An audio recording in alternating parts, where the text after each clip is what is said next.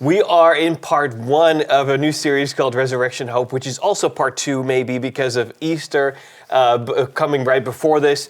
And I'm here with Steve Ingold. And Steve, thank you so much for teaching. I love how you ended the message. And I want to ask you about that because it's easy to kind of make fun. My singing voice. Right. It would be easy to make fun of that, but I don't want to because I think it was so cool. What do you think that kind of imperfect but communal experience or moment teaches us about living in Christian community? Yeah, I mean, I think it's almost like wipes the slate clean on so many different things. Like when you have that moment, like my family's very competitive, which I'm not at surprised. all. But like whenever we go back to Indiana, it's competition, and we'll get into it with each other and argue, and then sit around the table and sing the doxology together. And it's just kind of like we're all, and some people that are there aren't even like followers of Jesus, but they're present, and it's like, oh, we're in this together. And I think that's, ever since I was a kid, that's what that song has meant. That it's like a rallying cry. It's a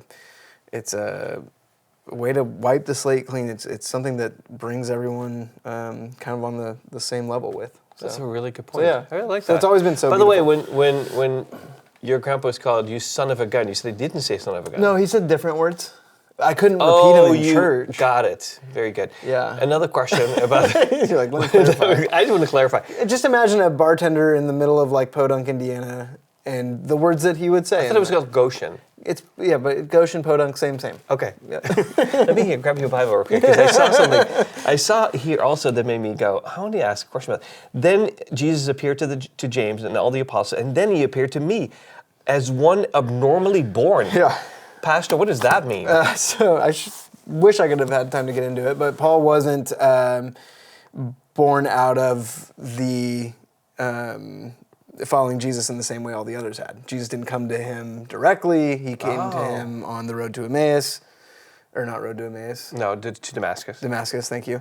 We'll talk about the road to Emmaus next week in the series. All but right. road to Damascus, and it wasn't like the bodily form of Jesus that the disciples saw. It was Jesus appeared to him on that road, and so Paul's saying, I'm not like you, because he was the one, he'd go on later to describe how he was the one persecuting Christians, and he, unlike any of the other apostles or disciples, he came to faith in a pretty miraculous, supernatural way. Kind of an abnormal way. Yes. That's really cool. You taught really that this whole message was about the resurrection, not just being a spiritual idea. It's physical, it's world changing. What are some subtle ways that we may unintentionally reduce our faith to sort of a spiritual idea these days? Yeah, I think so. It's so easy. I mean, for me too, to just chalk up Christianity to this like set of beliefs and this thing that I gotta go. I'm gonna go to church for an hour. I'm gonna listen to somebody talk, and I'm good. And it doesn't actually take shape or get rooted into my life. Right. And I think it's not a stretch to make that happen. It's not like a big leap to make that happen. It's pretty insidious in some ways and just kind of shows up, and you end up going, yeah, this is what I believe. That's hopefully going to make me live a better life. But I still put a lot of my hope in the comfort, preference, wealth, health of the here and now. So that's really good. Yeah. I like that. You touched on how our present work matters because of the resurrection. How can we discern what type of work, what kind of works, perhaps even, big, small, actually participate in the renewal that Jesus began? Yeah, I think the list is a lot longer than we want to give it credit for. Ooh.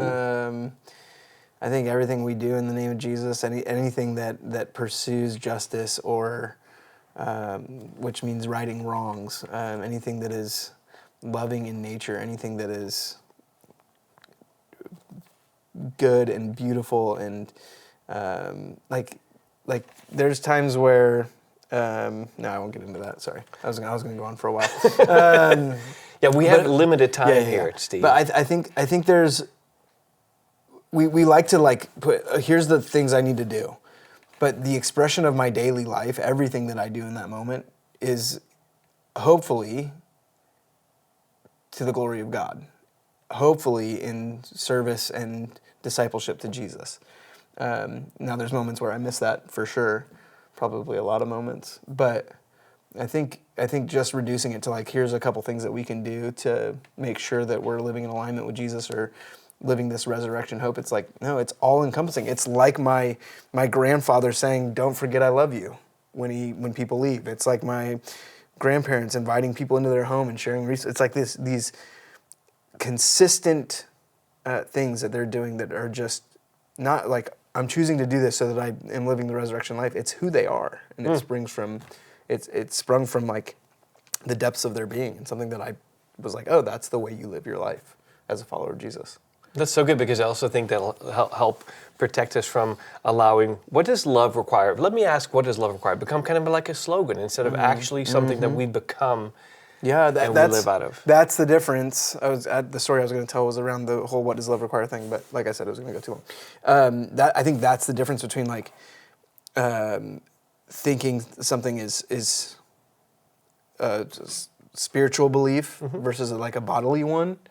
What does love require inherently comes with action. I have to do something. When I figure out what love requires, there is an action that comes with that. It's not just some feeling I have. There's something that comes from me to produce what love requires in that moment. I like that. I like that about being in a church. Like get to work because you know that your work in the Lord will not go in vain, as you said. I'm going to quote you here. It says, "Our roots are found in the resurrection of Jesus, when God's new creation was launched in this world, pointing ahead to renewal, to redemption, to rebirth of the entire creation that we get to now play a part in and work in." So let me put a question here on the screen that you can use to go a little further in exploring these truths. I'll leave it up for a few minutes, and I want you to turn to somebody, or maybe turn to somebody online, and attempt to answer that question, or maybe you want to write it at the top of the page for your own journal entry today. Here it is. What do you need to remember about Jesus that might change how you live this week? It's great to see you. I hope to see you again next time.